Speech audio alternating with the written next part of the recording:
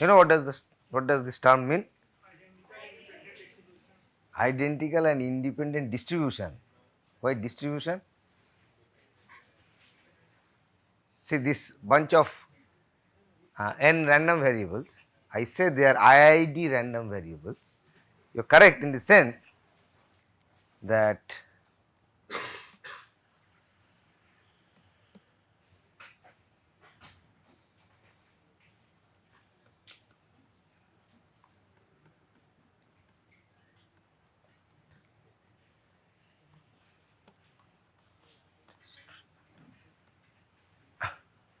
so IID stands for that these random variables come from the same distribution and they are independent as well. So, say for example, you have a normal distribution and you draw n random variables out of it and then do something with it, right. Okay. Now, what I do is I look at this bunch of IID random variables and I define a new random variable as follows.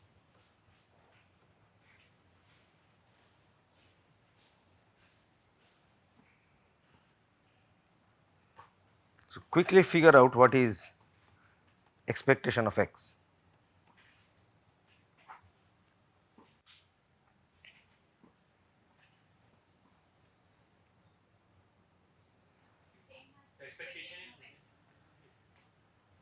So, NEX EX say 1, right. What about variance of x?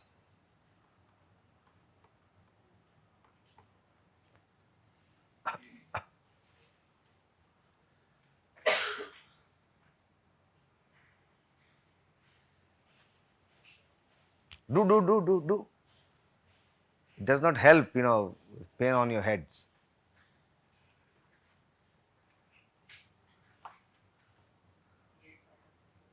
Huh? EX. No, tell me variance of x in terms of the variances of this x1 to xn. See, x1 to xn are IIDs. So, that means their variances are also same, right? Okay, fine. So, now what should be variance of x?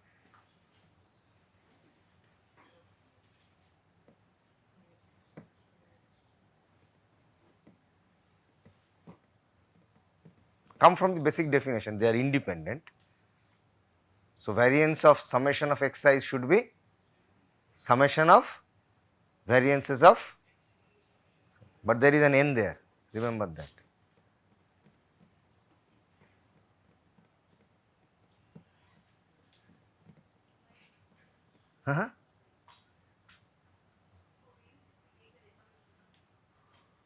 Yeah. So, what is your final answer?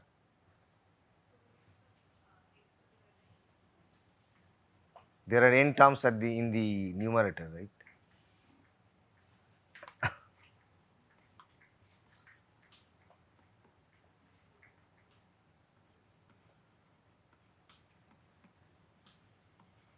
You are looking at variance of this.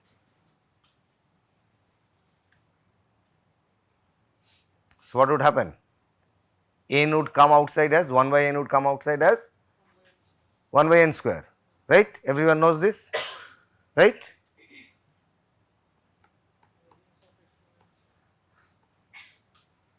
By variance of summation of xi's, they are independent. So, individual variances add up.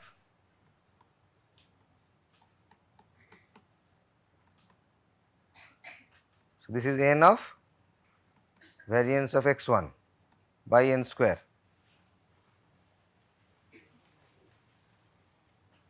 So, this is variance of x1 by n, right. Now, this tells you a very interesting story. Say for example, I have a randomized algorithm for any one of the jobs in streaming algorithm, where you have found out an estimator.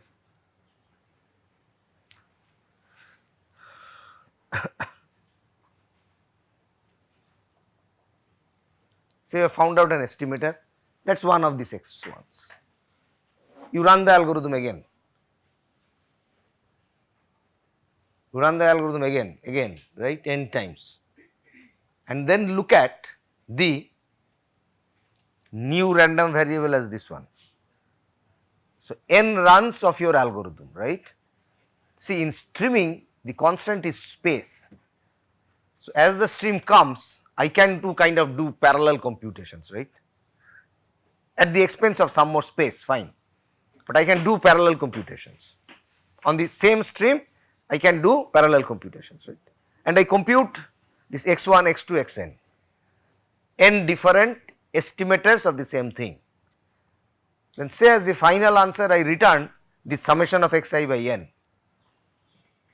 What happens is, whatever the expectation was remains same, but the variance goes down, and if the variance goes down, your knowledge on Chebyshev tells you that, so Chebyshev had a variance term in the numerator, so that probability would go down. So, this is an application which I will use later on.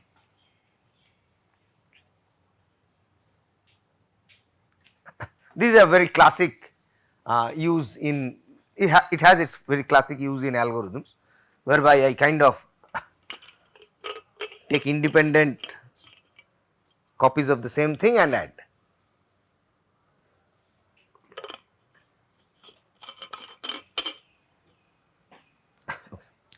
Some more basics before I get into, because I would use them. There is something called conditional expectation.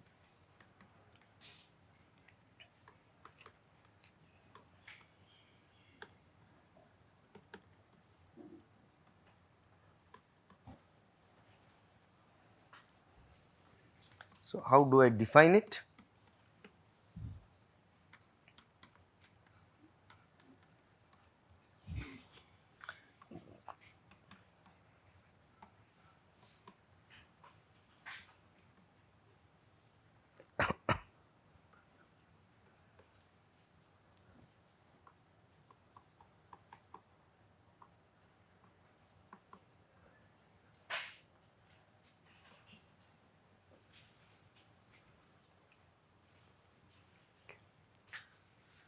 So, the summation is over all small y values that the random variable capital Y can take, right. So, the convention is, when I write these alphabets in capital letters, it means the random variable, and small letter means one of the particular values that this random variable is going to take, fine. So, this is the definition of conditional expectation. So, this summation is over the entire domain of values that random variable capital Y is going to take.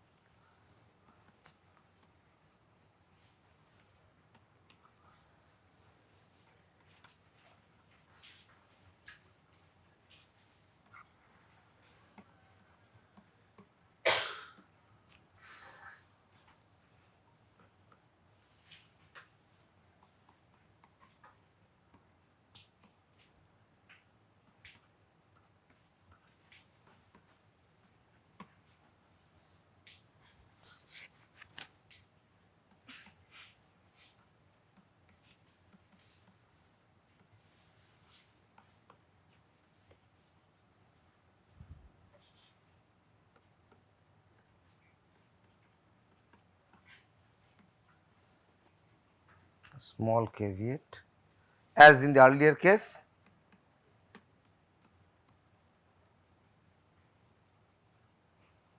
the summation is over all possible values of Y, and the expectations should exist.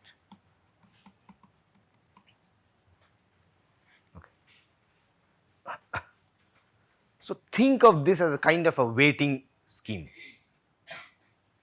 What I am doing is, look at this random variable x, capital X, right.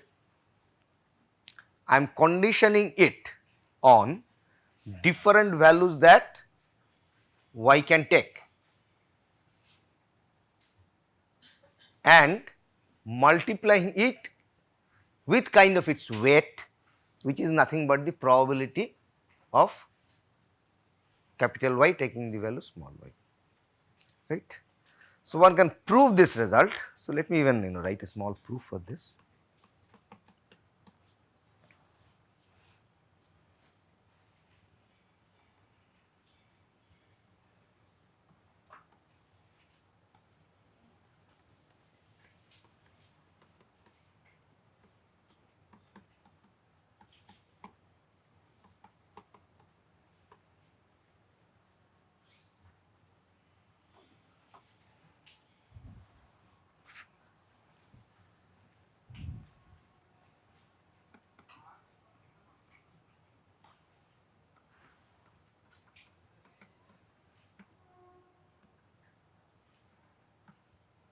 Get into the definition of expectation.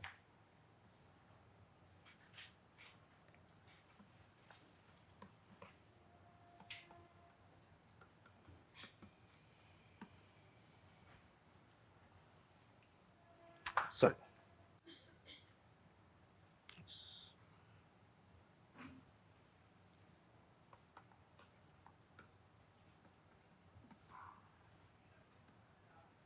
Right. So, this expectation is this one.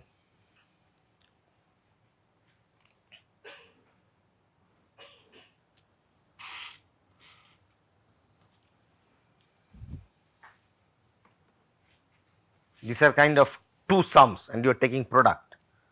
So, you can write it as double sum as well.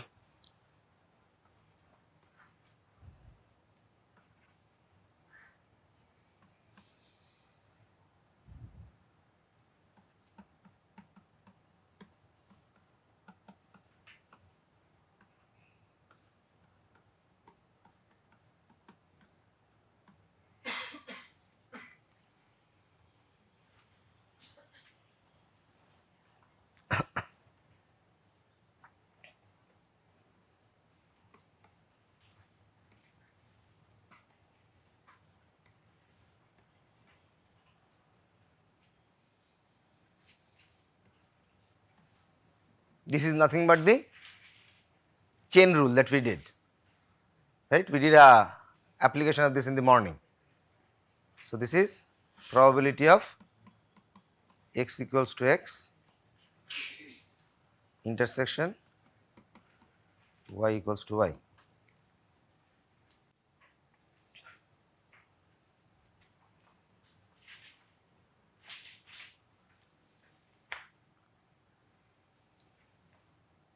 Now, look into this quantity.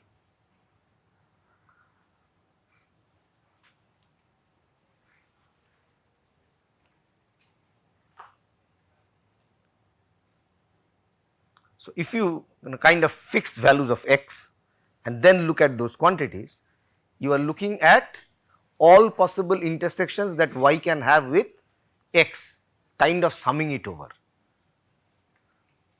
That is nothing but probability of capital X taking the value small x.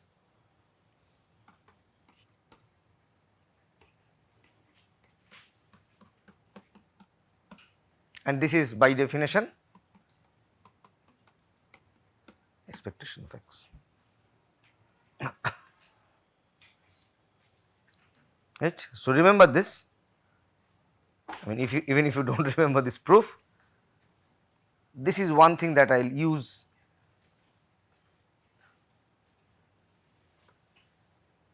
today when I get into a streaming algorithm. And this is I mean, when you are in difficulty computing expectations, this way becomes easier. So, what you do is get hold of events that on which you can kind of condition x and look at all such conditionings, sum over.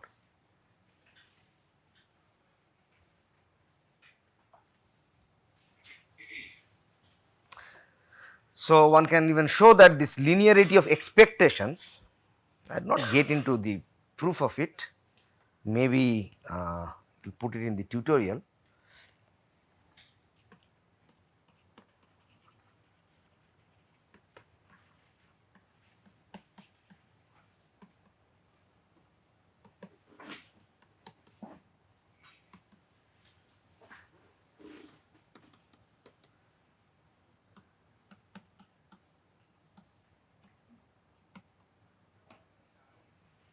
So, you can kind of have a similar linearity of expectations in this regime of conditional expectations.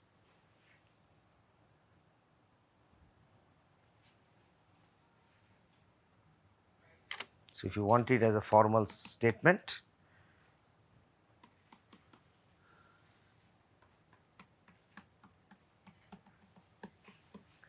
for n finite, these are the n discrete random variables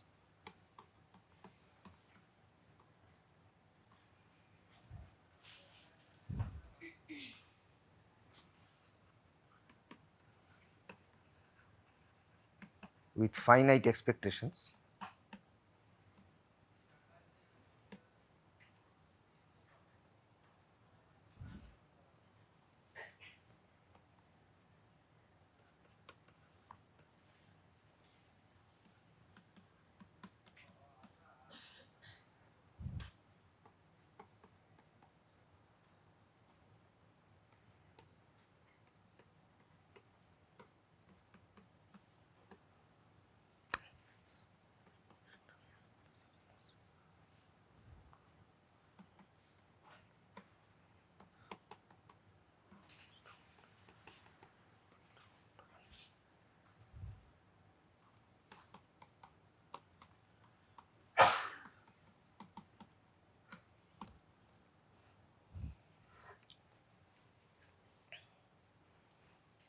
The same thing, linearity of expectation holds in case of conditional expectations as well. Maybe you can do a corollary exercise of it. So, expectation of, if I write this,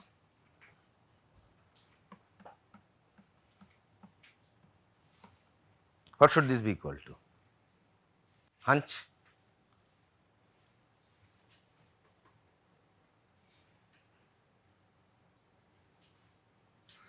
Huh?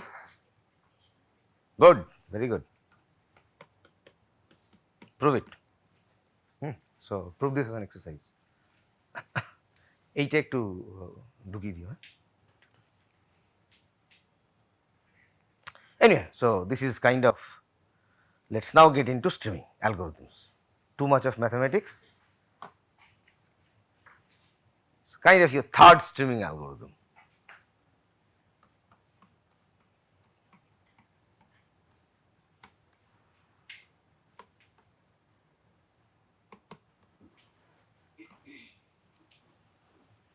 Approximate counting. So, the setting is as it was in the morning,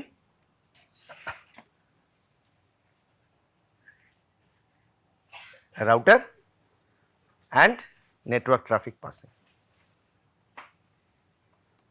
Say I simply want to count how many packets went past. What do I do?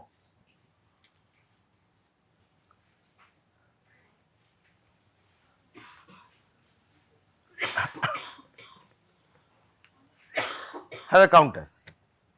Say for example, I like, you are sitting in Coimbatore and there is a hub in here and packets are getting routed to Mumbai, Hyderabad, Kolkata, Delhi, Chennai, so on. And I just want to figure out how many packets did go to Hyderabad, right. So, the moment I see an IP address there, I increase the count by 1 in a counter. Done. So, how much space would it require?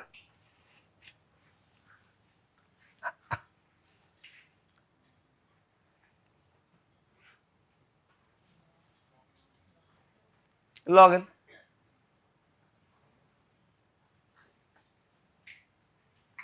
Can I do better?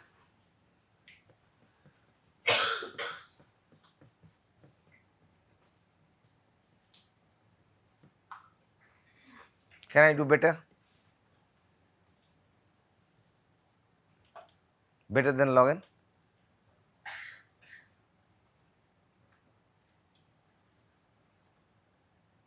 Hmm?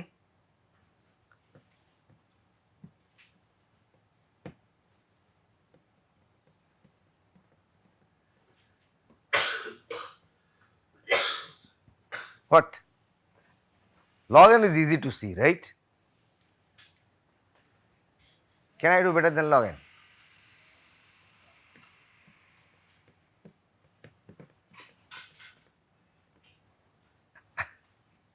Okay, let that space be Fn, some Fn, right? So then 2 to the power of Fn is what you can represent, right? You are dealing with binary bits 0 1, and if you are now you say that Fn is the number of bits, then you can look at 2 to the power of Fn is the possible number of configurations that you can handle. That should obviously be greater than or equal to n. What are you counting? So this implies Fn should be greater than log n. So that this tells me that if I am counting exactly, I cannot possibly do better than log n. Now what if I am allowed to estimate?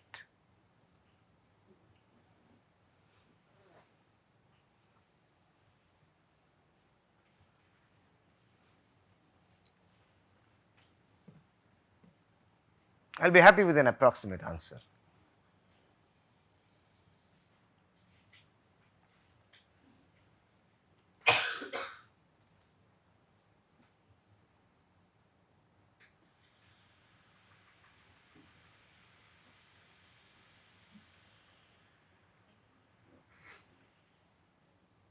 Maybe what?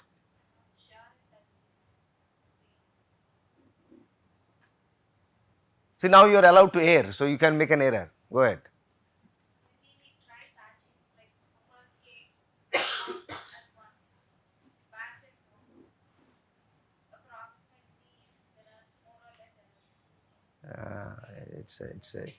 Did you get what she say? What she is saying?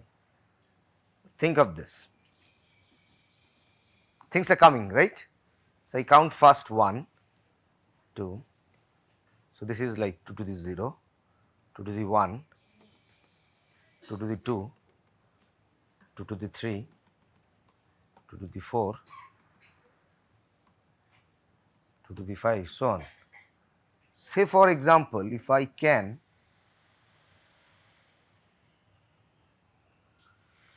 think of storing these things. So say for example, I can store these 3 and 4, right? Then I know that my value is somewhere in between. So I would kind of make it 2 to the power, and I will say, so that means for any value in between 8 and 16, I will say it is 16. An idea like this might work, right? So the moment I, the you are making big jumps, right? This is an exponential function 2 to the n, it is kind of 2 to the I. So if I can kind of focus on the indices and store the indices, so then how much space would kind of I can with how much space can I manage this approximate answer?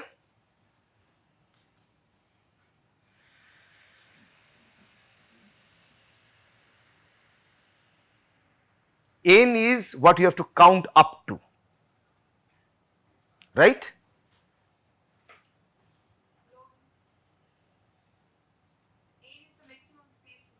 Right, but now I am not exactly counting n.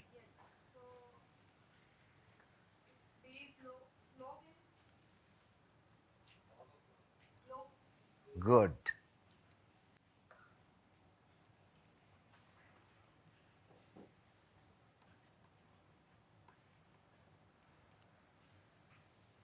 What is this? What is this? Right? So, I need to store at most this. So, log of n. That is the rough idea. I will err, I will bring in probability obviously, because I want an epsilon delta kind of an algorithm that I talked of in the morning, but this is the basic idea.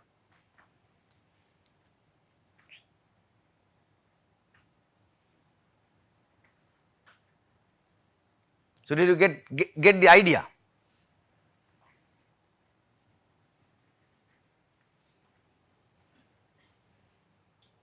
Any queries till now? Okay. So, let us now get in. I have not given you the exact algorithm as yet. What I am trying to do is I am trying to make you feel how possibly an algorithm might work. Yeah. So here we are concerned about space or time or Space. We are in the streaming world. Yes, we are concerned about space. Time we are not much bothered about.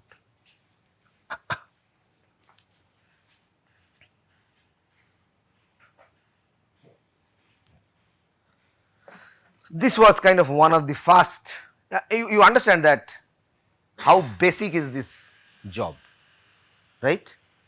Just counting. So, this algorithm comes from someone called Morris, and this is kind of one of the first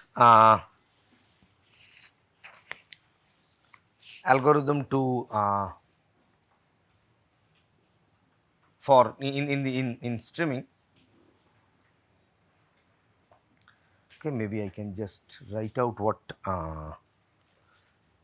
So, our goal is to design a streaming algorithm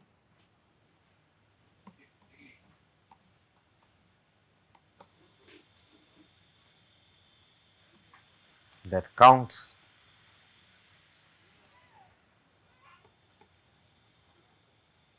a sequence of particular events.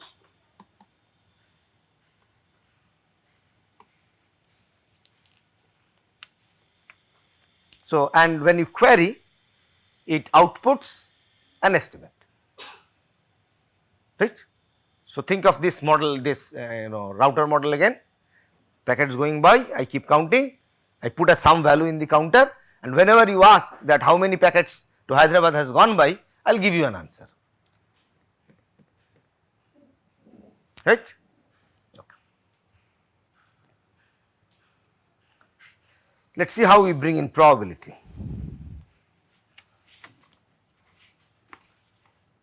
So, there are 3 steps. Initialization, because later on I will kind of do an induction. So, I need to fix the base case. Now, this sets x to 0. In your update step, here is the crucial probabilistic argument.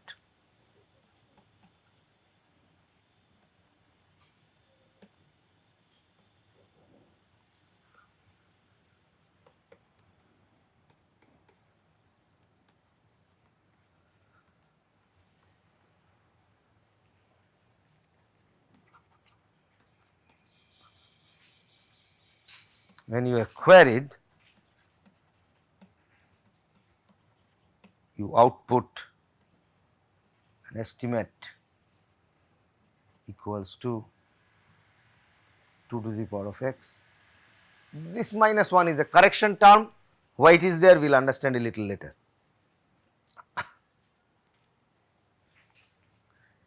Now, see what I do, I increment x with the probability of 2 to the power of minus x. Why do I do it 2 to the power of minus x? You are waiting for success bound, which Uddalov did for you yesterday in this coin tossing thing, for a probability of p. I know that on the expectation you are supposed to get a success, after 1 by p, right? Does this simulate this one? On the expectation you would be adding 1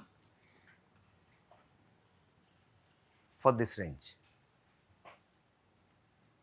right? Whatever your value is currently, you increment that, make x equals to x plus 1 with a probability of 2 to the power of minus x. So, 1 by 2 to the x. So, that means in expectation for a range of 2 to the x, you increase it by 1. So, this idea I handled probabilistically in this fashion.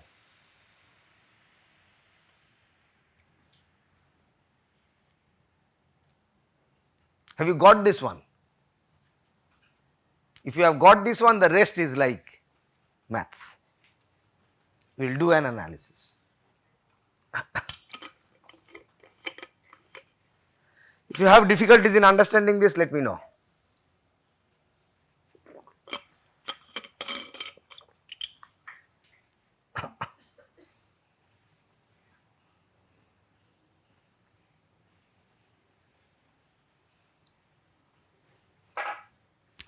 So, this is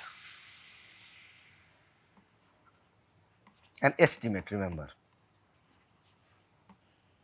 We will later on show that this is an unbiased estimator. That means, if you take expectation of this, it would turn out to be the quantity that you are wanting to count. Mind you, this n hat is a random variable, right? Why? Because I have done this.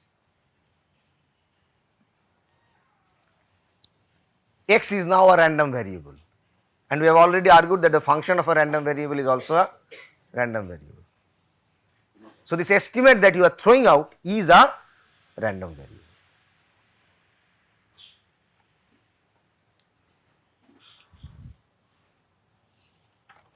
Okay, so your intuition is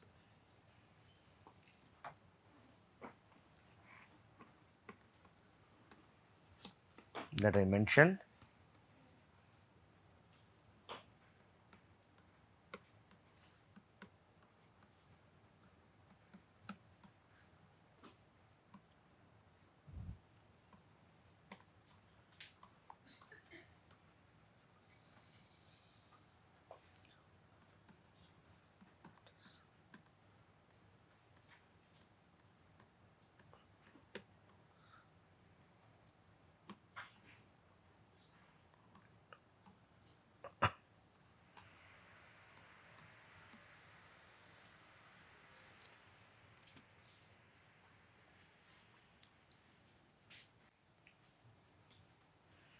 So, for that you need log n space.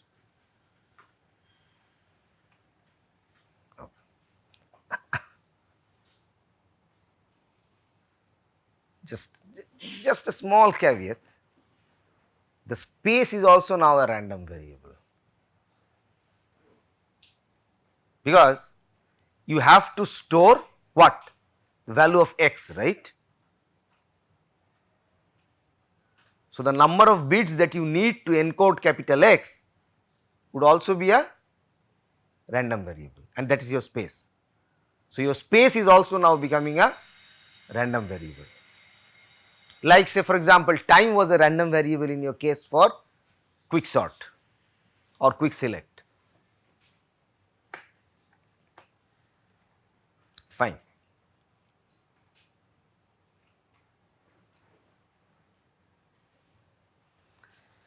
Now, for the analysis.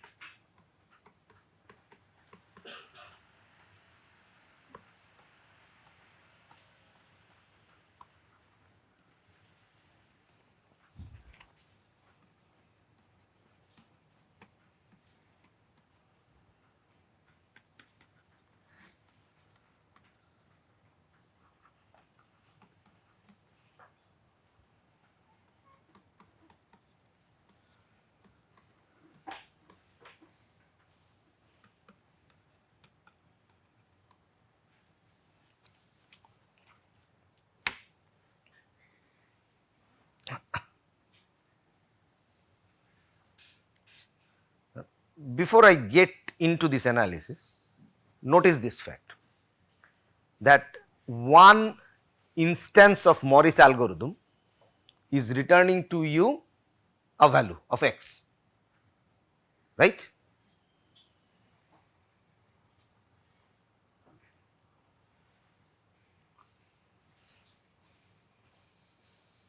How can I apply this idea in here?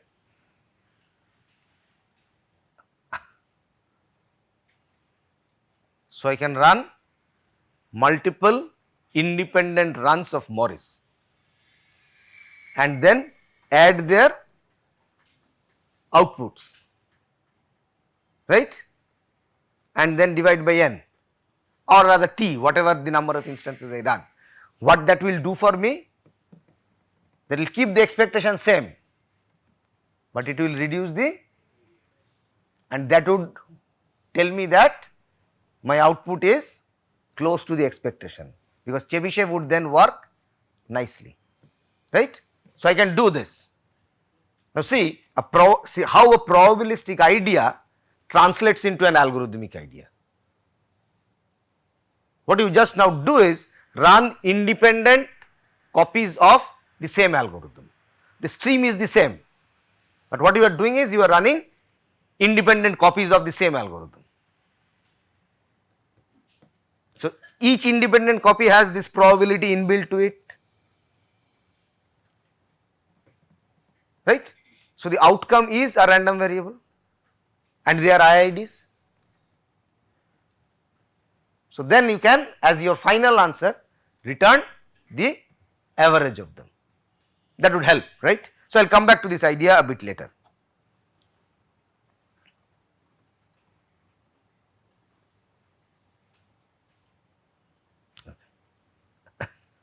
Now, we will prove this, and now you understand why I had this correction factor of -1, because I want e to the power of 2 to the xn minus 1 equals to n,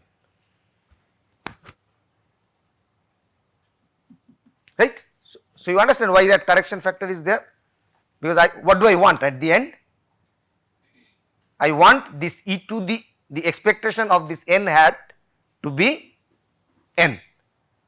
So, that means expectation of 2 to the x minus 1 should be equals to n.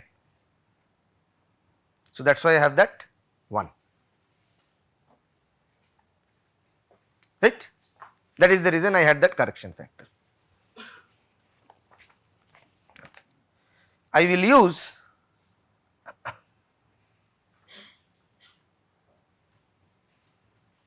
this notion of conditional expectation.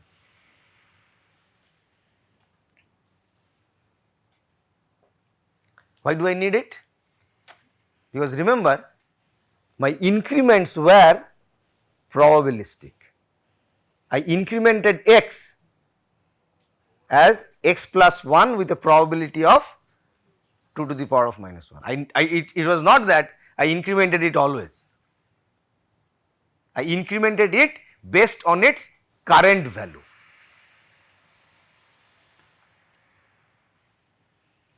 Right?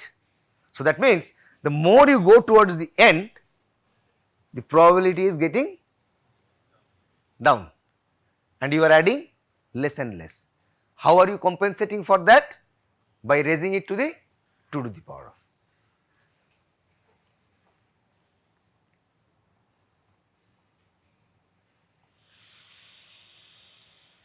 Okay.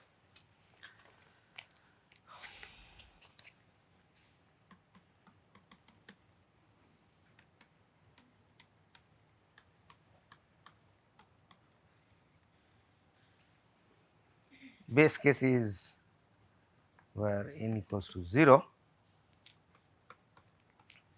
xn equals to 0 by the initialization step. I told you that I would use this initialization step for the base case of my induction. So, your xn is equals to 0 and e to the power of 2xn is equals to n plus 1.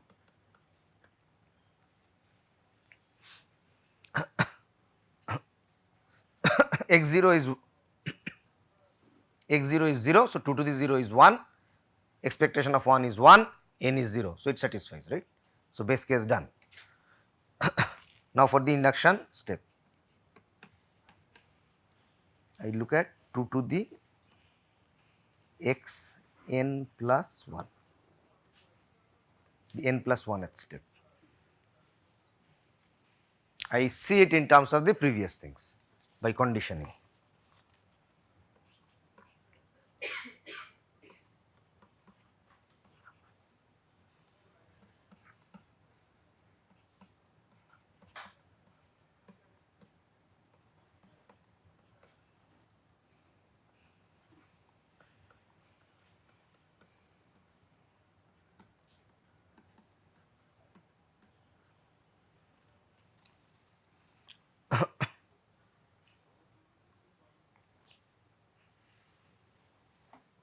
Okay with this one?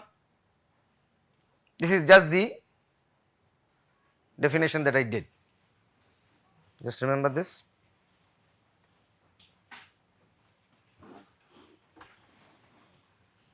It is just this one. Probability of y into expectation of x conditioned on y.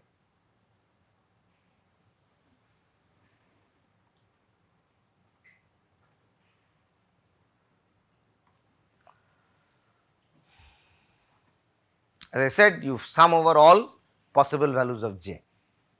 I am summing over everything.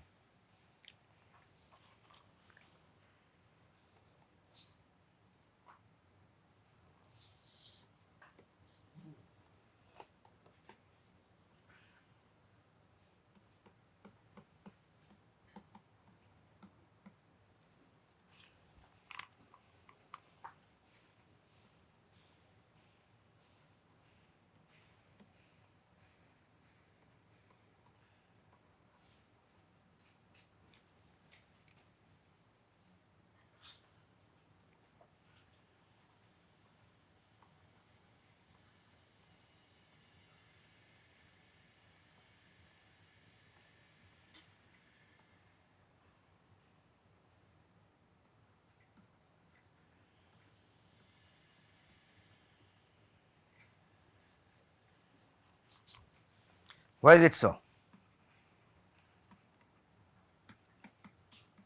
Think over, exercise.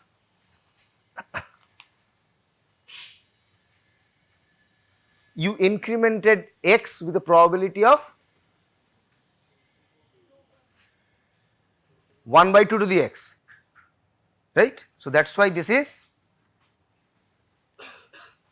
2 to the j plus 1, and you did it with a probability of, right, and it is the next one is the case where you did not. So, your value remained 2 to the j, that was with a probability of 1 minus 1 by 2 to the j, right.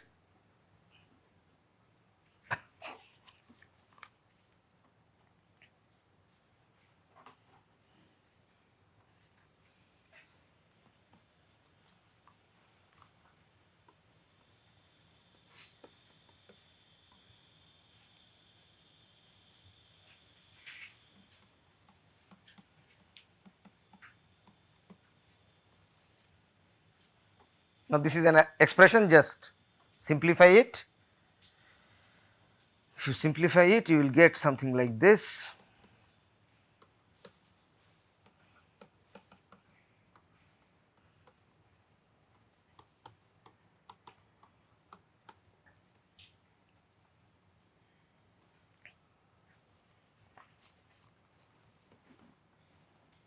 This is nothing but 2 to the xn, and this is just the sum of the distribution.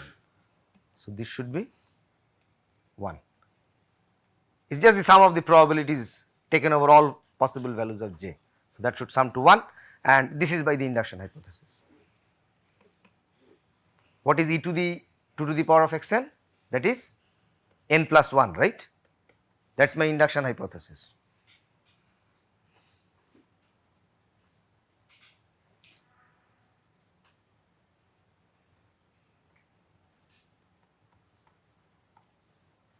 So, that is what I set out to prove. E to the 2 to the power of x sub n plus 1 should be equals to n plus 1 plus 1.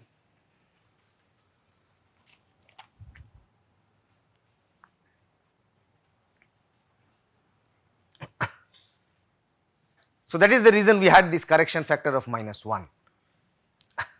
So, now this is an unbiased estimator.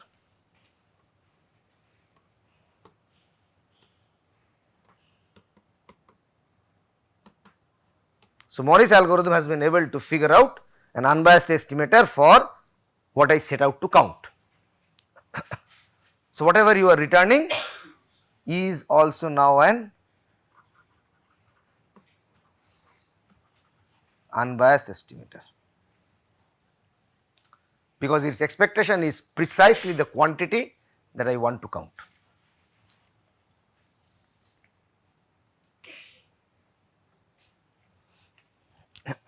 Now, let us see with this unbiased estimator how am I going to get, rather how Chebyshev is going to behave, because if Chebyshev behaves well, then that means my unbiased estimator is concentrated around the expectation and I am doing good.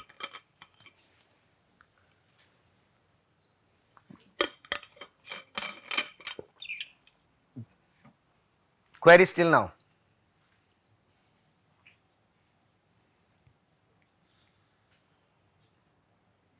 Yes, you have questions.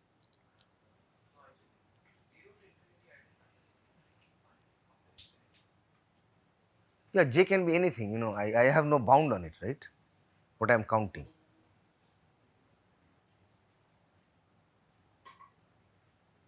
So, I look at all possible values of j. For some of them the probability might be 0, whatever it is, right. So, I am looking at the full domain of this estimator.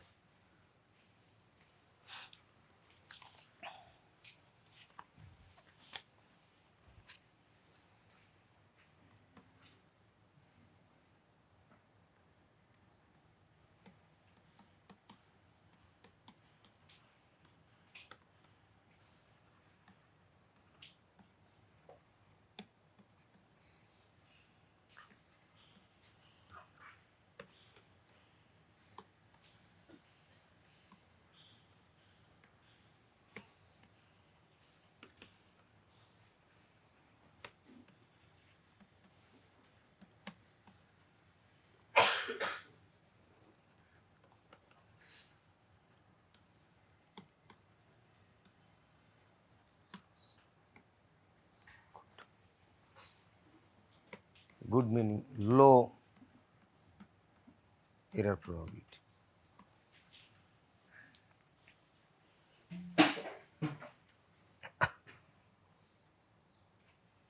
Okay. So, what I want is this n hat minus n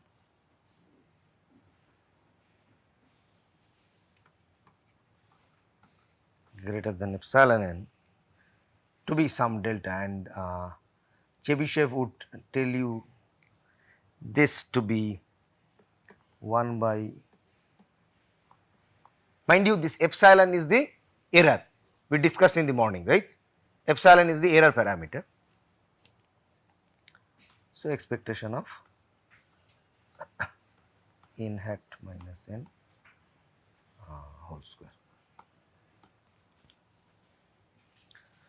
Now, if you just plug in these values of n hat, you get to something like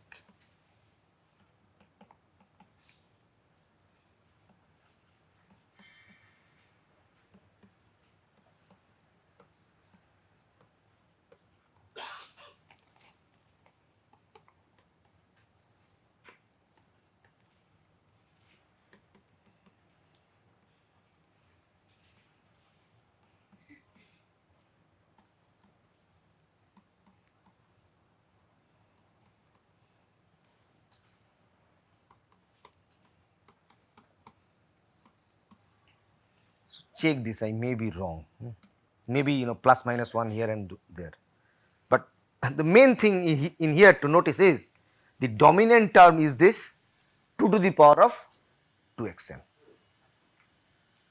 right. So, I need to control that.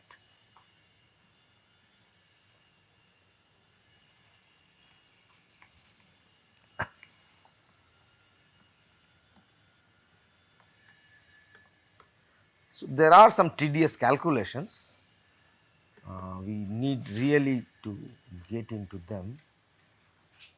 2 to the xn, and you can show, which I will not get into, that expectation of 2 to the xn, this would be equals to 3 by 2 n square plus 3 by 2 n plus 1. You can prove this just in this fashion, right. So, the way you proved expectation of 2 to the xn equals to n plus 1,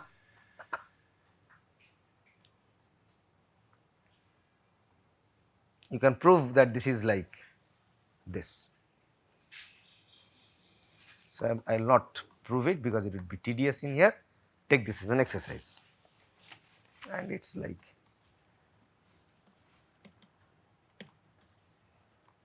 similar to the earlier claim.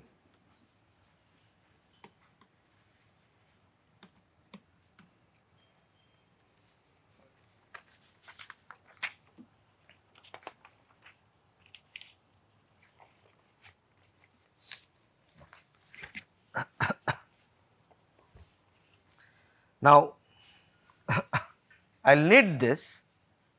See, what was my goal? My goal was to control the variance of the estimator that turned out to be unbiased. So, I need basically the variance of this quantity.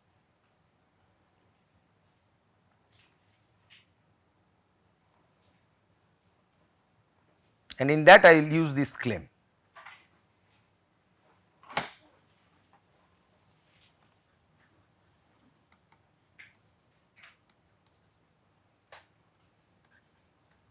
This was my output, right.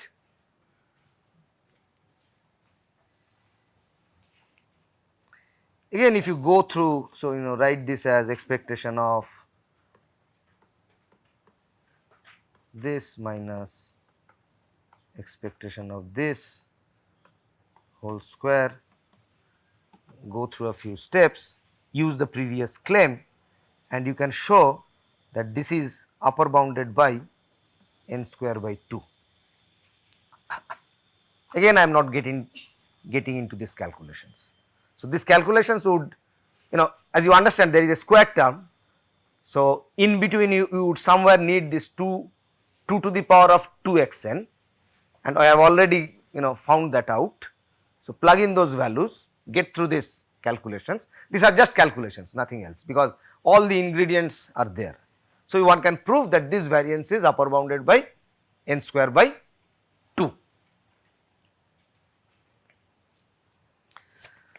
So, if that be the case, see, mind you, for Chebyshev an upper bound on the variance works, right,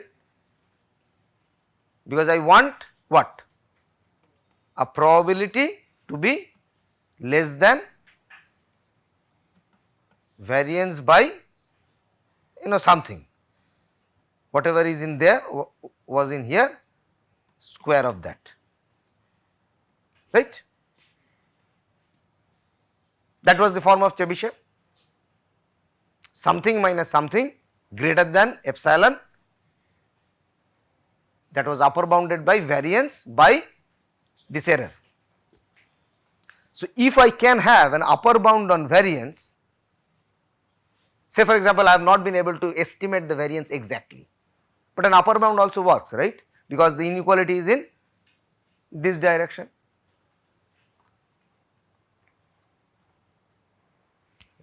So, I have already got a variance upper bound on the estimator, it is n square by 2. So, what does Chebyshev give me? Gives me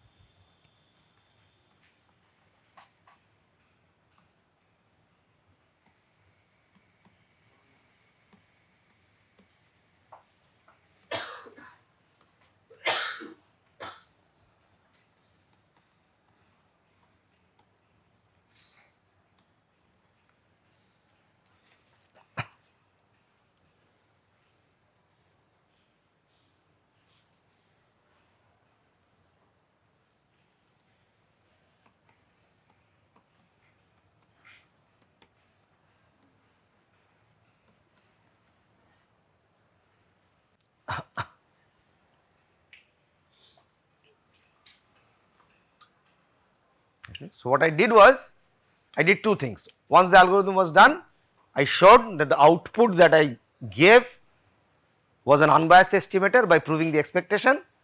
Then I did some messy calculations with the variance to show an upper bound, plugged it into the Chebyshev's inequality to come up with this. Now, is this something good?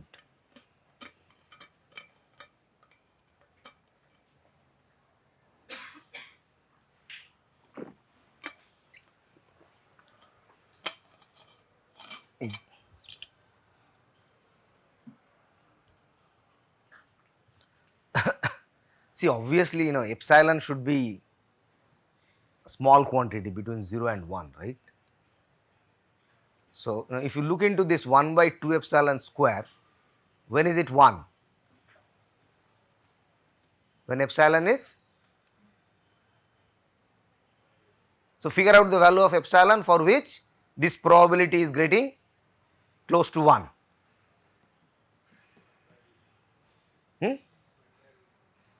Something like that. So, for most of the values of epsilon, you are getting a probability value which is almost telling you nothing. So, that means this Morris algorithm, though it gives me an unbiased estimator, but in terms of tail inequality, in terms of the concentration result, is very poor. Now, what do I do?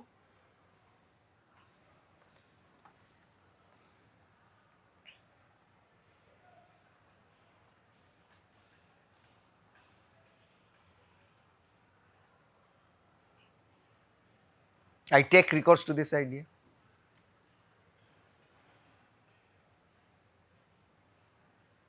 I run independent copies of Morris IIDs. So, the estimator would be the same, it would be an unbiased estimator, but what I would get as output is a reduced variance. Fine. What would this reduced variance do for me? It would push down the error probability bound of Chebyshev's, right. So, now I can improve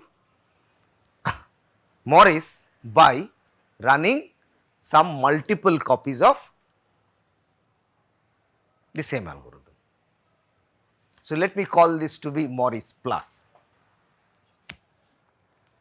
As we will see, maybe not today but tomorrow, that would also not give us a very good tail inequality bound. So, then what I would do is, so this is now going to be fun. So, I have these instances of Morris, right. I club some of them and take their averages. So, I have some Morris plus instances.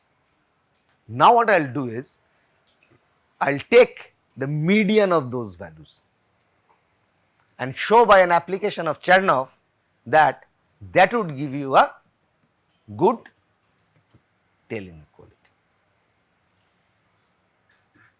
And that is actually this trick of reducing the error probability by allowing more space proportional to. So, what I will do is, I will make the space proportional to this epsilon and delta in some way, right. So, space would get to log of 1 by delta increment, and I will have an epsilon factor there as well. So, at the cost of some more space, we can push down the error probability. One, you are by now sure that this IID random variables, this theory helps us in pushing down the variance. But this trick of taking medians over Morris plus, so the structure of the algorithm is now as follows. So, I will do this messy calculations tomorrow, but I will just try to give you this idea.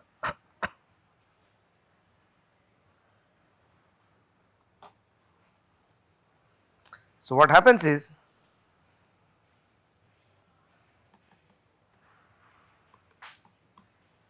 So, these are all instances of Morris.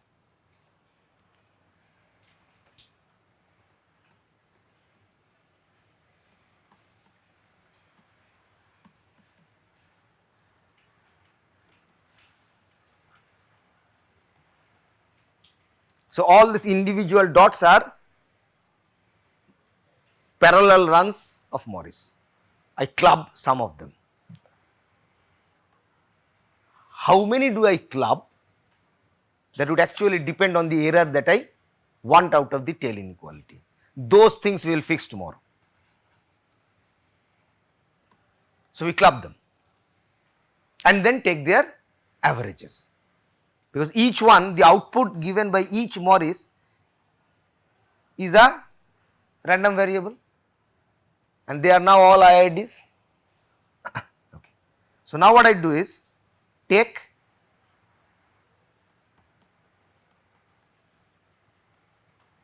average.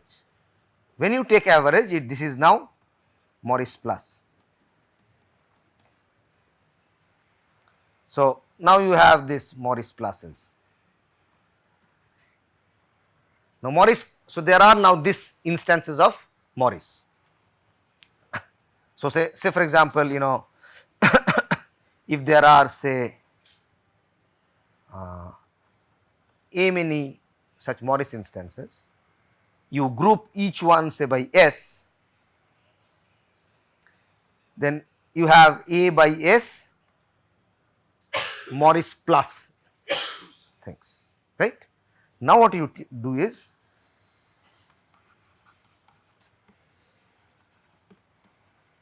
take median of those A by A's values.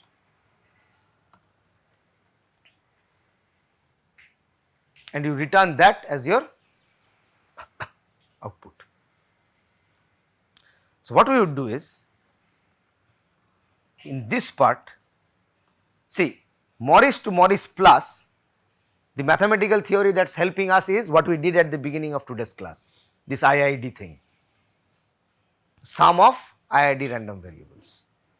From Morris plus, so let us call this getting to the median as Morris plus plus.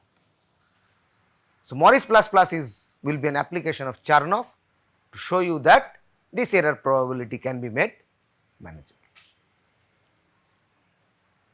Now, what happens is this gives us a nice framework that if we can design an unbiased estimator of a problem with some constant probability, then at the cost of some more space I can turn it into an error probability that I want.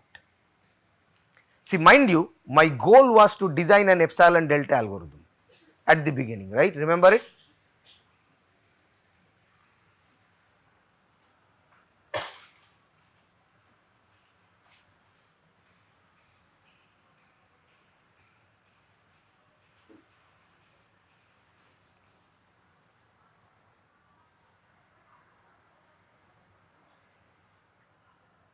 Yeah. So, my goal here in this algorithm was to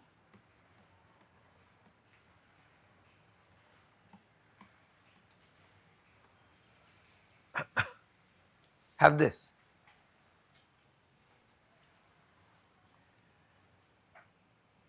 So, in your input of the algorithm,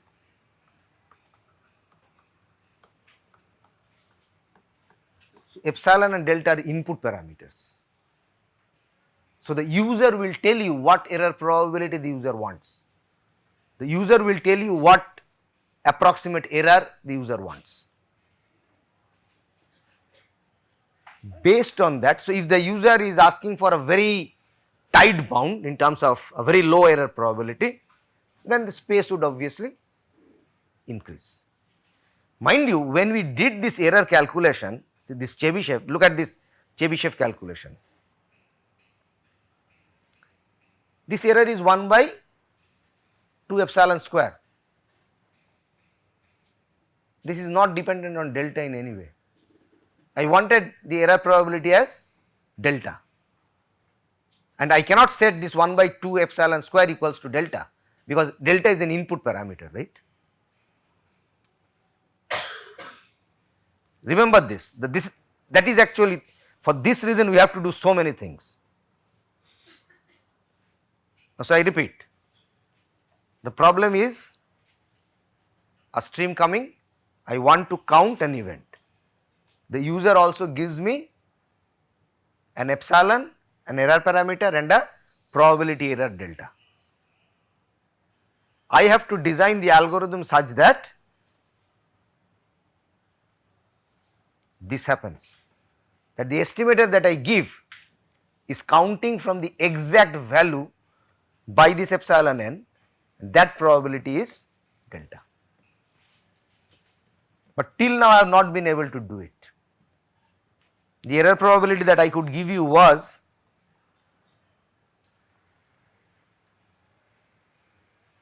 one by 2 epsilon square, and this may be nowhere close to delta. The user could have given anything, any damn delta, right. Now by this trick of IIDs and Chernoff, I will bring that error probability down to delta, but at a cost of a space, right. So that we would see tomorrow. So if you have queries, do ask me. This was a bit heavy, no? I assure you it will get heavier.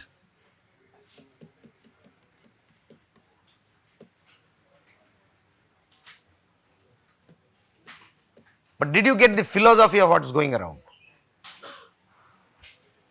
Then there would be messy calculations. I mean, there is, you have to get your hands dirty with this. Because see, most of the heuristics that you do, what do? You design a heuristic, you have your benchmark, you run it. No one is asking for a guarantee, right? But if someone asks for a guarantee, you have to mathematically show it. And then you cannot escape these calculations. No way.